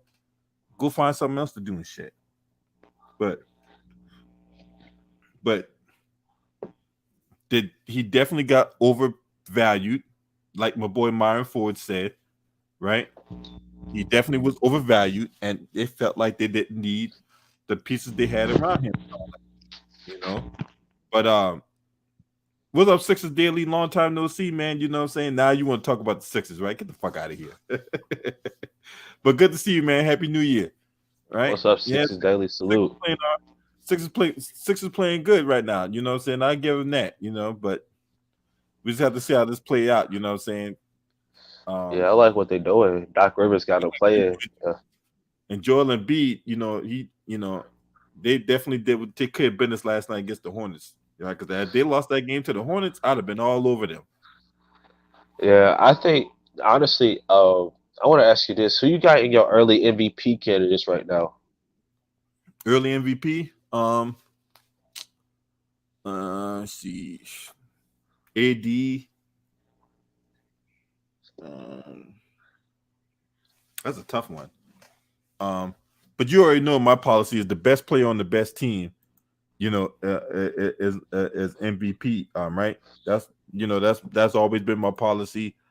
And yeah, I mean, well, AD ain't been playing like he ain't been playing like AD level of play right now, But I got him like for me right now would it be? Go ahead, because I need to look at some stuff. I mean, like right now, my top 5 MVP right now, I have Joel Embiid at number 1, because he's averaging I think 28 and 12 right now, doing pretty good. Sixers have the best record in the league. So yeah, that's what I want. Yeah, that's what I say. So going off that, right?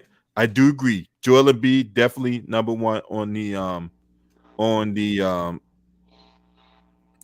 MVP list, right?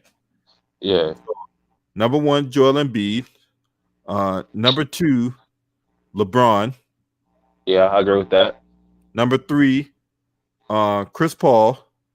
Yeah, I agree with that. Number 4, Kawhi.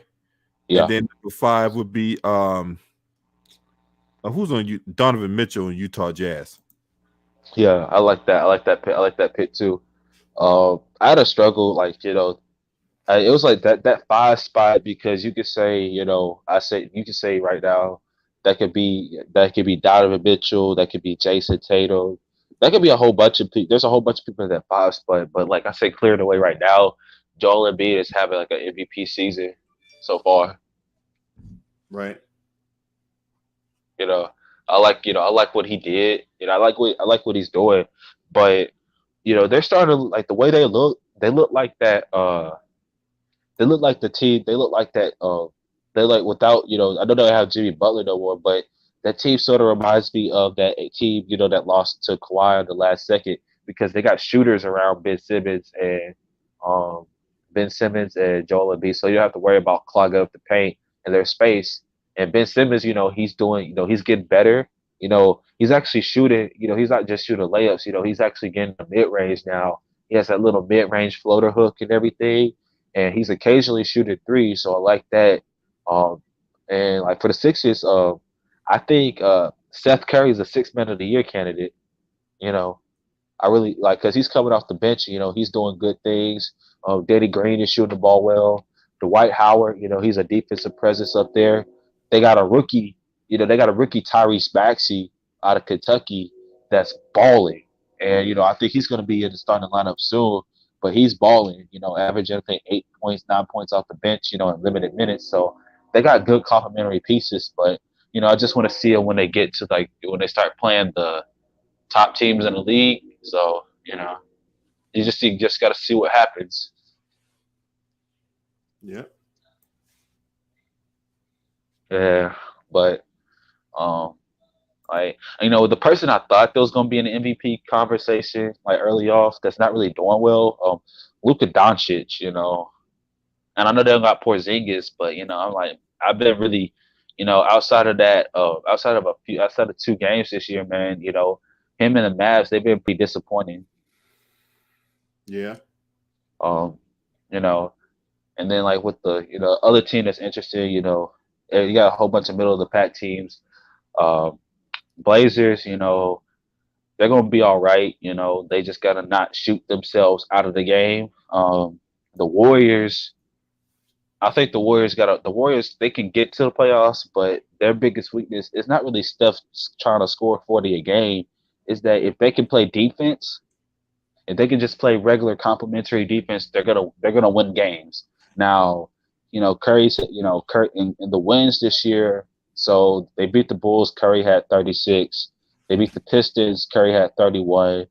Then he had the 62 points against the um, he had the 62 points against the Blazers and 30 last night. And then the losses he had 20, 20, and 26. So you can tell the differences, but I think their biggest weakness is that they got to get consistent defense. And, Draymond is back. I like what they're doing with Wiseman. They need to stop he needs to keep scoring in the paint.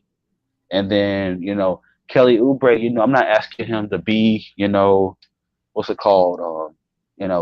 Shoot threes and everything. But if you can get him 15 points a game, and then if Andrew Wiggins, if he can be consistent, if Andrew Wiggins becomes the leader of that second unit, it's going to take a lot of pressure off of Steph. Now, I believe Steph is going to average, I think he's going to average 30 for the season. Right now, he's second in scoring. He's actually second in scoring behind James Harden. James Harden is leading the league in scoring right now with 36 points a game. Steph Curry is second right now at 33 points a game. So, you just got to see, what that happens. But I believe, they're going to be good. And then the rest of the West teams, it's just if. But the top of the West right now, it's the Clippers, Lakers, Suns, and Jazz. So, we just got to see what happens. So, but I'm excited about what's going to happen in the next couple of weeks. Yeah.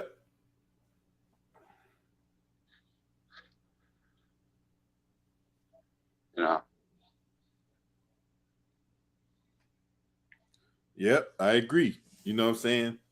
And all I know is the Toronto Raptors need to step it up, man, because they're playing like shit.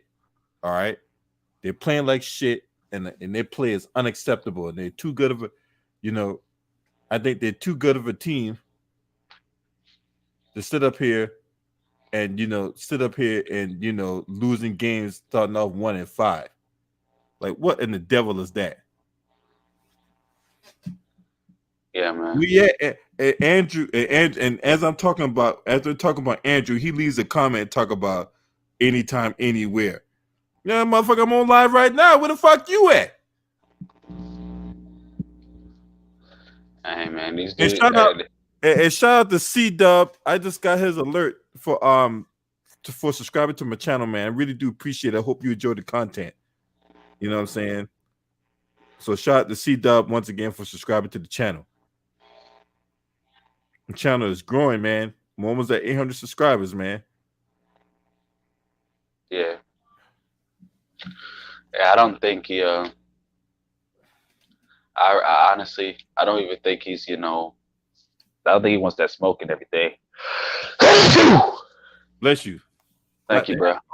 Hey, so I'm gonna stay on here for like about a few more minutes to see, if the Cowardly Lion decide to find some courage and bring his ass in here so we get the cooking. All right. Yeah. So with that being said, all right. So who up to this point in the league, who is your biggest let's start with the disappointments. We already talked about how the Toronto Raptors are a disappointment, but what other teams are disappointments so far up to this point?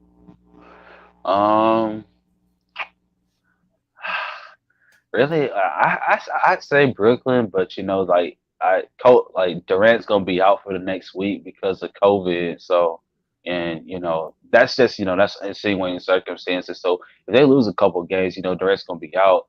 But I expected Brooklyn to get off to a way better start. Um, Detroit's been abysmal, honestly.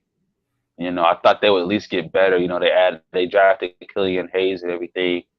Uh, and then the West, uh, the Mavericks. I know they don't got Porzingis, but they've been playing. Their defense has been bad. The Nuggets, I didn't expect them to get off to a slow start. The teams that they were losing to, below 500 teams, and I thought the Kings would start. I thought the Kings would be a lot better than they thought it because they had a lot of hype going into the season. But those are really my disappointed teams. Right. Yeah, but All right. So, what teams you feel have improved the most? well, honestly, the Hawks. I like what the Hawks have done. I know they've struggled in some games. A lot of the games that they lost have been close. The New York Knicks. I like what they're doing. What Tom Thibodeau is doing with them right now. They won 4 of the last 5. Cleveland Cavaliers. They started off strong. Orlando Magic. And one thing I say, Phoenix Suns obviously because that trio with Chris Paul, Aiton, and Booker's working. One thing I would say, I'm surprised, Houston, how well they're competing and how well they're doing, despite the James Harden drama and everything, they're staying focused. I know last night Boogie got ejected on one of the most BS calls I've ever seen, but I like how they're competing and how they're, keep fighting in every game and everything. Um, and like those teams have really been impressive. And the most impressive team is obviously the Sixers. You know how Doc Rivers and Daryl Morey have already come in. You know they added Danny Green, Dwight Howard, and Seth Curry.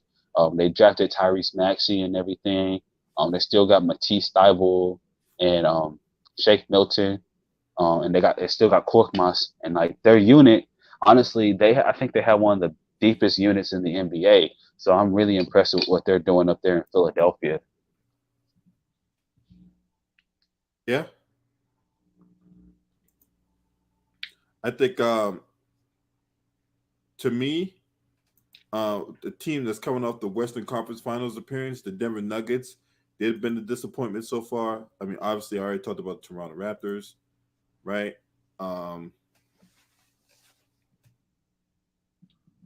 We see the Portland Trailblazers so far have been a disappointment. Another team I thought that was going to take the next step, but they really hadn't done anything so far. I expected the Charlotte Hornets to struggle. I expected the Wizards to struggle. Toronto Raptors, we already talked about. Pistons, I already thought they was going to struggle. Then the West,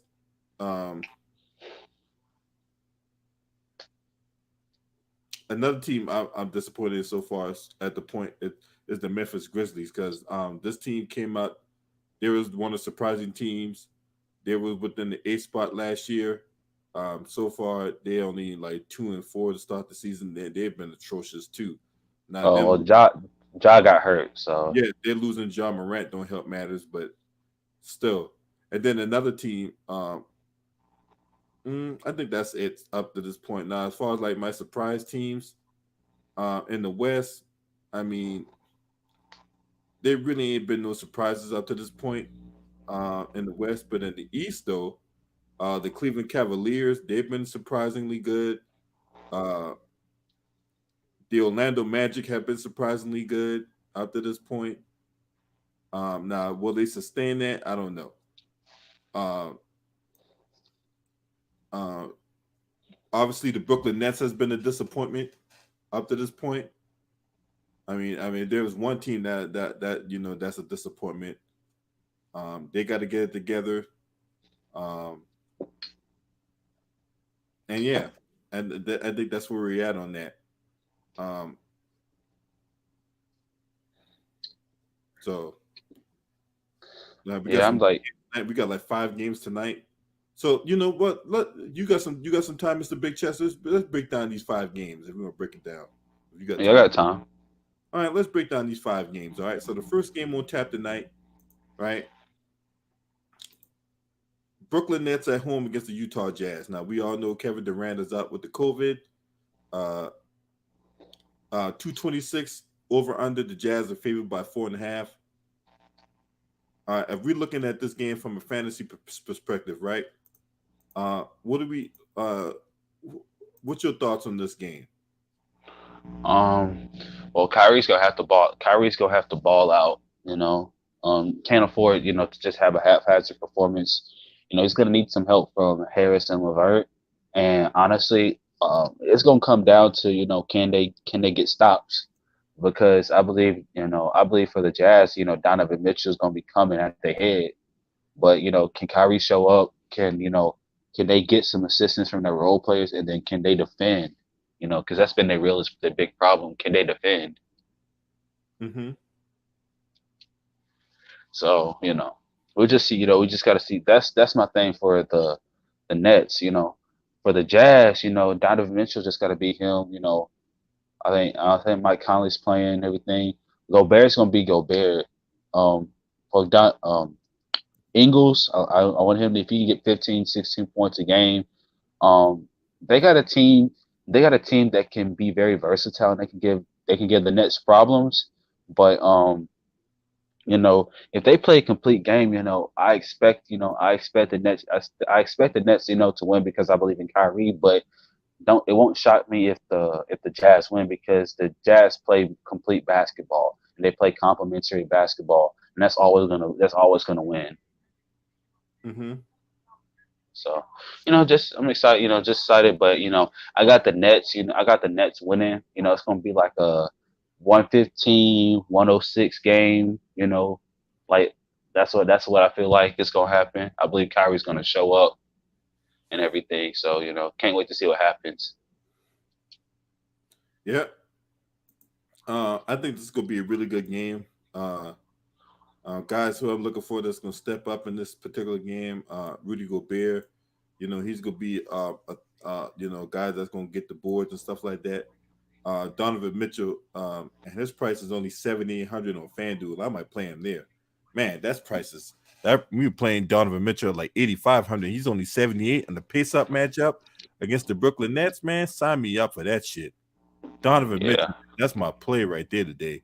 Mike Conley, he's also is in a decent spot. Kyrie, he a good player and all, but he don't play defense and shit. So I mean, so there's room for Mike Conley. Mike Conley had a down game last game, but he did go off in a couple games before that. Karis LeVert is gonna be another guy that's gonna have to take the next step. Uh, he's gonna be playing massive minutes. I still think they have him come off the bench, but he still will play a lot of minutes. Jared Allen, another guy who I believe they need to give him either. So in this particular matchup, I would think of DeAndre Jordan, right? Because you ain't got to worry about Rudy Gobert shooting no goddamn three.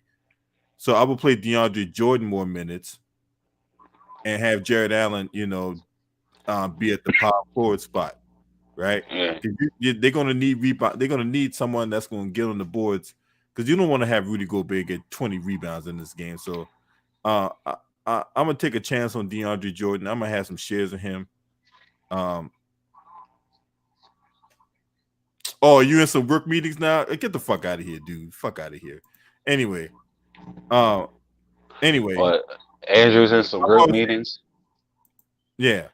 Um, what was this? What was I saying again? Yeah, What the you're fuck talking was I about saying? Oh you're yeah, talking about Jared Allen. Jordan on the boards and shit. So I figured they'll use DeAndre Jordan for that. Um, this is a nice matchup for Bojan Bogdanovic too, because they run up and down. He can shoot the three.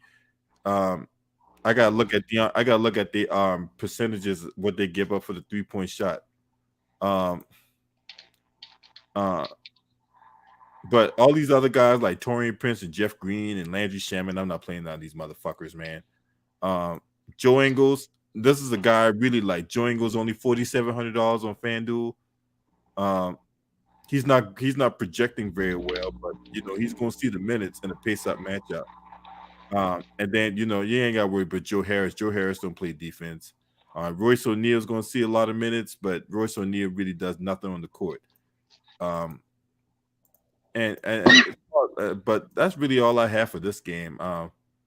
Anything else before we move on? No, that's all I got for this game too, bro. All right, the next game is a 218 total with the Lakers favored by 9. The Lakers on the road for the second consecutive time in like 3 days. They're playing the Memphis Grizzlies now. So what's your thoughts on this game? LeBron James is questionable. He will have that Q tag. DeAnthony Melton is questionable, and Kentavious Caldwell-Pope is questionable as well. So, all right. So, what do you see in this game? 80's playing. I expect 80 to eat. Honestly, Memphis. Memphis without John Morant really is, it's bad. Do I think? I think they can put up a fight in the first half because Memphis has that grit now. But I expect the Lakers to pull away. I expect Kuzma. I think Kuzma's gonna have a good night tonight. I think he's gonna get around 15 to 20 points. AD, I expect him to have like a 31-18 game, something like that. I expect AD to go off tonight. I really do. If LeBron plays, he may have a triple double and everything. But I expect it's going to be a double-digit victory for the Lakers. They're going to handle business as usual. They're the better team by far. So I just got the Lakers. Just they're going to handle their business. I think the Lakers win this game too. If they just come out and play, they don't be all lethargic and be all like lackadaisical about this game, act like, man, we got this shit. Then I think that the Lakers will win this game. I think the Lakers win this game going away. Yeah, man, I agree.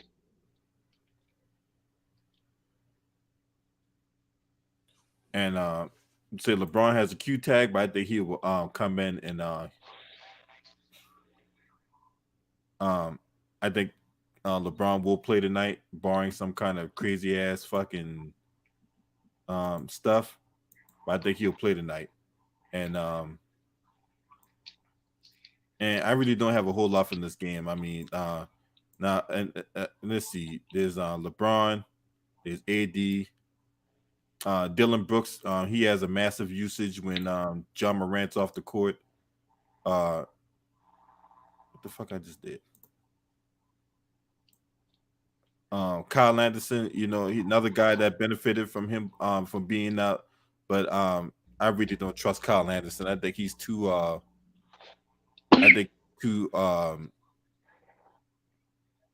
He's 61. He's 6,100 on FanDuel. I don't think I can play that. Dennis Schroeder is at 5,700 in the pace-up matchup. They do like to run. Tyus Jones at 5,700. I think he's too expensive. So let me go ahead and just like that because I think he's too expensive. Dylan Brooks is about appropriately priced. Kyle Anderson, I think he's too expensive.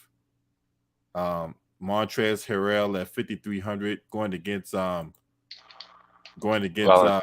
Valanciunas. I don't no. Brandon Clark going against the Lakers bigs. No.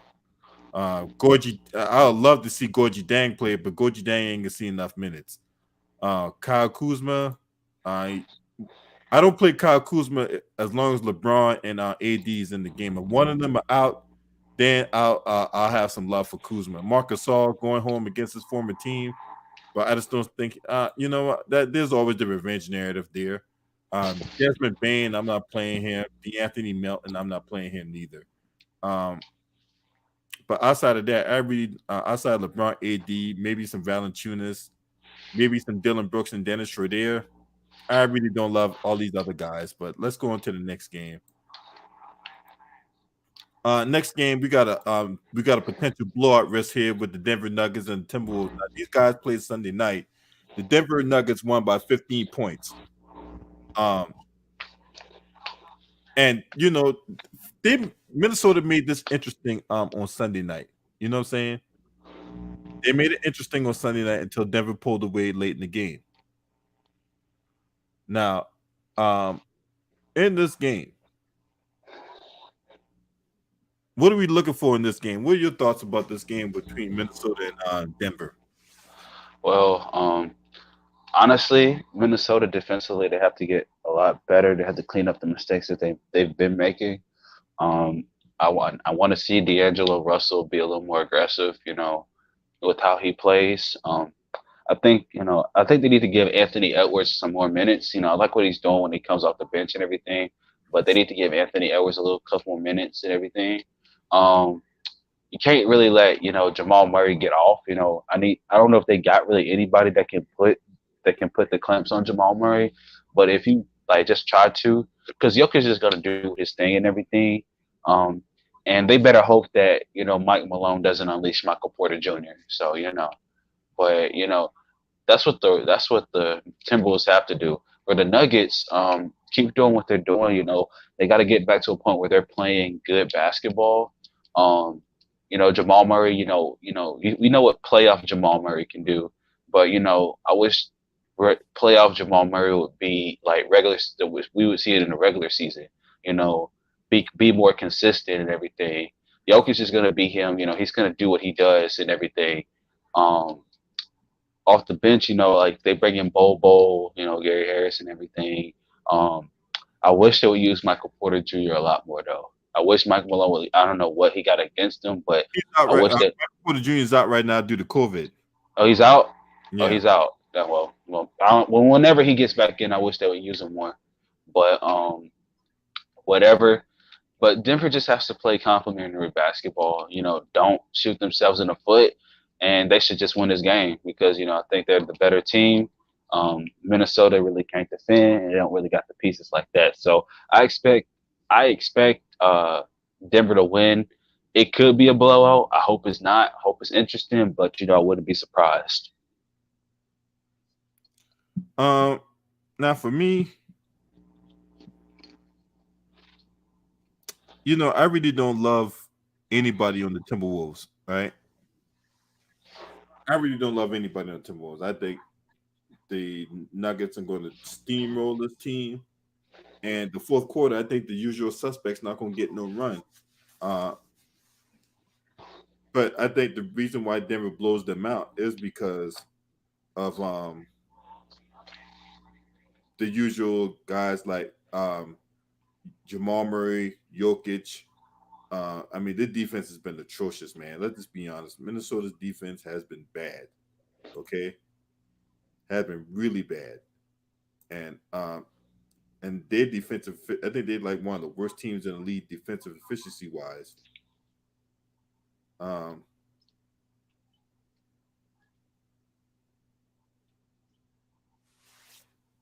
let me see. Let me see something here.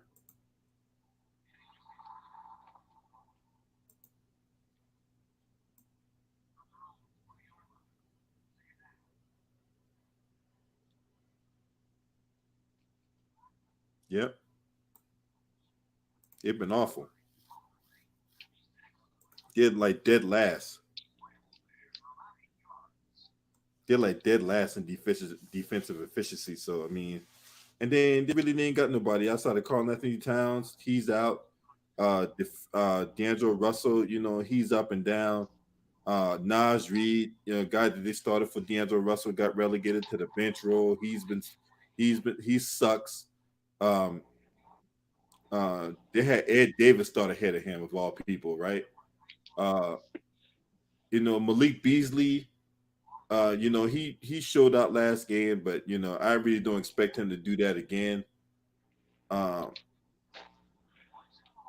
and then for the Nugget side, like I say, outside of Jokic and Jamal Murray, Gary Harris plays a whole lot of minutes but doesn't do anything. Uh, Paul Millsap is up and down. And you forget, but he's old though. I mean, I want to play Paul Millsap, but he just doesn't do it for me, man. Will Barton's been up and down. He bounced back after that horrible game he had against Phoenix. So he's in another good spot. So I expect the Denver Nuggets. They're at home this time. They were on the road in on Sunday, but they're back home now. And I think the Denver Nuggets wins this game by a lot. Um, next game, Spurs and Clippers. So I'm gonna have a lot of Kawhi Leonard, going against the team that's drafting him and stuff like that. This is not the same San Antonio Spurs team that was that was the defensive juggernaut a few years ago. I think we see look at their defensive efficiency, but they're not in the top 10. Matter of fact, they're like 19th in defensive efficiency with like 111 points a game. So I mean, all right. So I'm gonna have a lot of Kawhi Leonard in this game. What you think? Honestly, I expect the Clippers to handle business. I think Kawhi's going to give you about 27 points, 8 rebounds, 6 assists. I think Paul George is going to have a good game. Um, Honestly, I just, it's going to be pretty routine night for, the Clippers, unless just something crazy happens. But, I don't believe the Spurs have enough firepower to handle what the Clippers are going to be coming with. So I expect the Clippers to win double digits, about 15 points, and move on to the next one. Right. Now, Paul George should have a good game. DeRozan, anytime he go back to LA, that's a good. He's going to want to play. DeJounte Murray. Now LaMarcus Aldridge is questionable, but even if he did play, I just don't really see him having that kind of impact. Another guy that played really good lately is Keldon Johnson. He's been playing 30 minutes. He's been the benefactor of LaMarcus Aldridge being out. Serge Ibaka has played like shit. He only saw like a few minutes last game. He's gonna be a guy I'm gonna like if I'm playing the large field GPP tournaments. I'm gonna like him a lot. Serge Ibaka. I mean, they got Jakob but neither Jakob nor goddamn LaMarcus Aldridge gonna be able to come out there and D up Serge Ibaka. I think Serge Ibaka has a really good game. This will be a nice little bounce back game for him. And I think the Clippers blow this team out. Well, I don't think the Clippers blows them out, but I think the Clippers, San Antonio Spurs have been, they ain't that team that's gonna blow out. So if I'm sports betting tonight, I would play San Antonio in covering that spread. Yeah, I think San Antonio's going to cover the spread too. But who knows? It just depends on how the game flows and everything. Yeah. All right, last game on the slate, we got Chicago Bulls at the Portland Trailblazers. Portland Trailblazers are the favorites of this game. Is a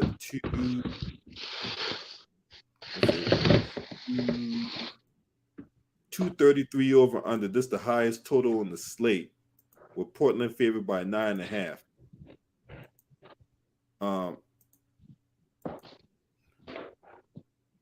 So what's your thoughts on this game? I got the Blazers winning, obviously. I think Dame and CJ are gonna put up their normal numbers. I actually think, this is a secret. I actually think Gary Trent is gonna have a good night off the bench. Hey, you know what? I was thinking the same thing, bro. Earlier today, I was thinking the same thing about Gary Trent. Now, but go ahead. I'm sorry. Go ahead. Continue. Yeah, I know Melo's gonna put up his numbers, but I really think that Gary Trent can expose the weaknesses in that Chicago defense. Now, Portland don't play defense like that either, so it's probably gonna be a high-scoring game. But I really do think Gary Trent's gonna have like 16, 17 points off the bench.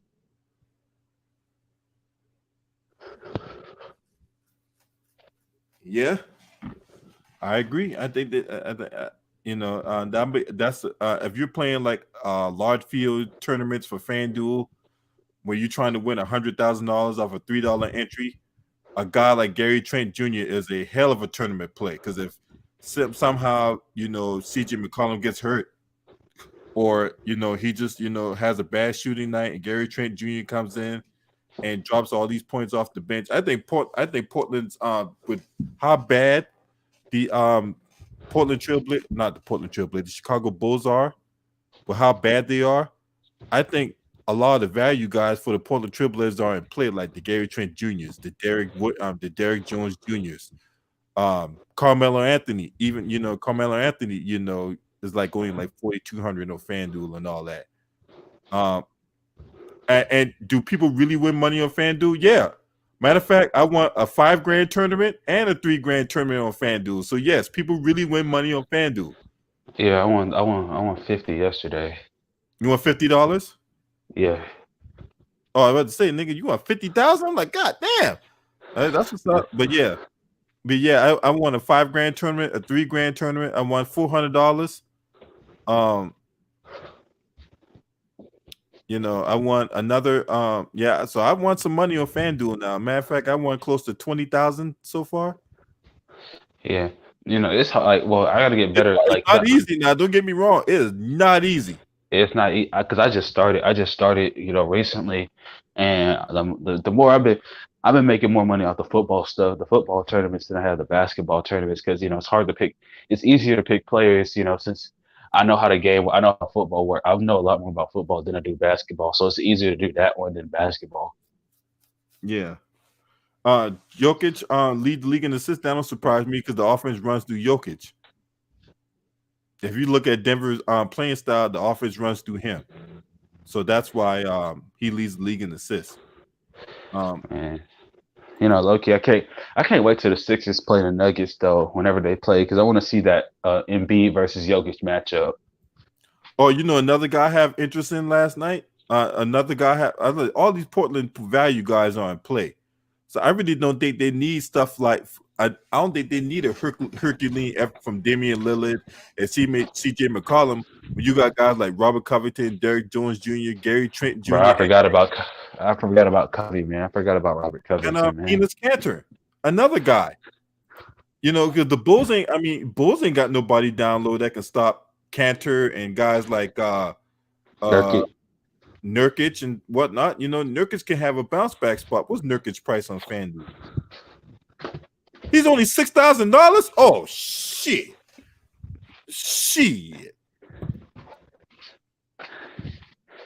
Yeah, I'm like, so $6,000, man. I love that, boy. But Kanter is right behind him at I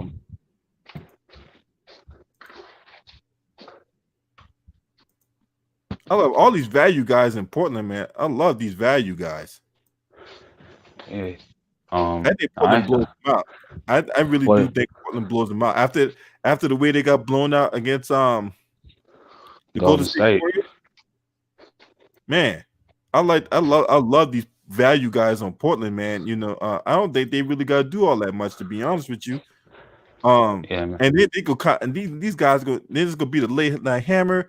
These guys gonna come in low owned. If you're playing large GPP, these dudes gonna come in extremely low owned, right? And you can gain leverage off, a lot of these guys that's gonna play like your expensive guys. At this point, CJ McCollum is just way too expensive for me. You know what I'm saying? Now, so I don't like him as much. He's 8,800. I just don't. Yeah, nah. I see. I played like the other night. I forgot. Not when they played the Warriors, but it was like, I think last week. I played him, and it was like he was like $7,500, and he got me like 30-something points. So, I mean, it's weird because like when he's cheaper, he gets a lot of points, but like when he's like more expensive, it's like, it's a risk. It's a high risk. It's a high risk, low reward thing with him. So but like a guy like better is Zach LaVine because pretty much I know Kobe White is their point guard, but really the offense goes through Zach LaVine. So I mean, Zach LaVine is gonna if the Bulls gonna keep this game close, he's gonna be the reason why this game stays close. Kobe White, I like Kobe White at his price. He's 6,100. Damian Lillard's notorious for not playing defense either, right? Yeah. So if if this game stays close, right? We're talking game theory for FanDuel right now. We're trying to win $100,000. Hey, we already covered that, Gideon. You late. Yeah, who surprising at this point? Yeah, you late, Gideon. We already covered Yeah, we that. already covered that. What's up, Gideon? Salute to you, brother. But good to see you, Gideon. So let's talk. We talking game theory, right? You know, we playing the $3 tournament, trying to win $100,000 a night, right? And Yeah. it's what because if you're playing a large field tournament, you got to play some large. You got to take some large risks, right? So I say we fade the Portland guys, right? We fade the Portland like guys like D'Angelo Russell. I'm not playing D'Angelo Russell. Timberwolves stink, okay? While a guy like Gary Trent Jr., right? That we say that can go out there and get us some fantasy points, right? Because there's value at the shooting guard, but there's absolutely no value at the power forward position, right? If you look at the power forward position right now, right? Hold on, let me pull up FanDuel and I'm gonna share the screen with you, all right? So we're gonna have to pay up for AD.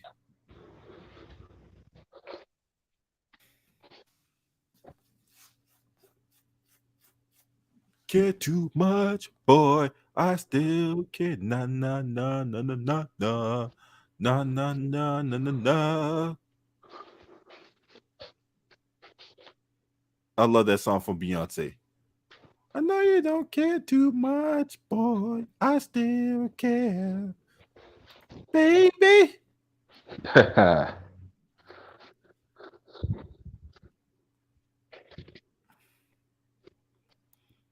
Mm-hmm. Mm-hmm. Hey, bro, I want to ask you. I better ask you this. Hey, have you been keeping up with Lamont lately? Nope. Hey, I'm telling you, he's hosted a what's it called, community basketball game and everything. Okay, that's good for him, but I got too much. Look, Yeah, I know. I'm trying to get my own shit going. I can't be worried about what everybody else got going on. Yeah, man. That's like, man. Are you at 1,000 subscribers yet? I'm at 796. Hey, man, get this man to 1,000 subscribers, man. Honestly, I thought you was like when I first, man. The way you talk, man, you should be at like 15,000 subscribers. Yeah, I The way you agree. break down But YouTube, yeah, YouTube be trying to censor people like us and everything. yeah, I get shadow banned and all that, man. So Like honestly, they actually they actually deleted my channel. I didn't know that. I had to create a new one. They did that's why my name is Yo It's Big Chest. Like I had to create it as a podcast instead of an actual channel because I was growing and I had like almost 200 subscribers and everything, and and they was they shadow banned me, and then they ended up deleting because they said honest because I had one video where I went in on LeBron and I went in on LeBron and they basically took it down because it was hate speech and it was false information even though it wasn't. So I had to create my new channel and everything. Yeah, see, that's bullshit. All right, so here, don't copy my fucking lineup, none of you bastards either, right? All right, so here we go. I encourage everybody to make their own lineups, right? Don't just leech off my shit, right? So if we look at the point guard position, right? If we go by position, we already broke down all the games and shit, right? Yes, sir. Yeah, I had people I got my channel people YouTube be unsubscribing people from my channel and all that. I see that too, right? So Jamal Murray's in a Kyrie Irving. We all know they're going against Brooklyn, right? But Yeah. I'm gonna actually fade Kyrie Irving, right? I'm actually going to fade Kyrie, right? And I'm going to fade Damian Lillard tonight for the reasons I talked about. Jamal Murray's in a good spot, because Minnesota really don't have anybody that can D up Jamal Murray. Like I said, he went out for 50 against them. Yeah, 36 points, 35 minutes. I mean, he's just been a fucking beast ever since coming back from that elbow injury, right? Yeah.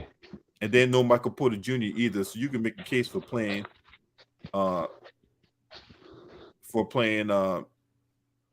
him, and then DeJounte Murray, his minutes is secure with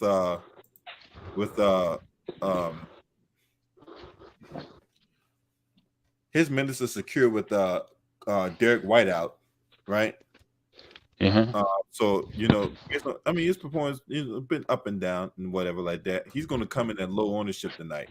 DeJounte Murray is going to come in at low ownership. Kobe White's going to he might see some ownership, and then look at this, coming off a good game against the Dallas Mavericks or whatever like that. You know what I'm saying? So he might see some ownership, whatever, right? Yeah. Mike Conley, he might see some ownership in the pace-up matchup against the Brooklyn Nets. So we can get away with a Stars and Scrubs lineup, right? Which I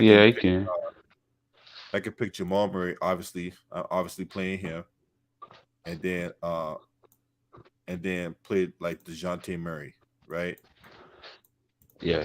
We have 55. Hey, LB. Yeah.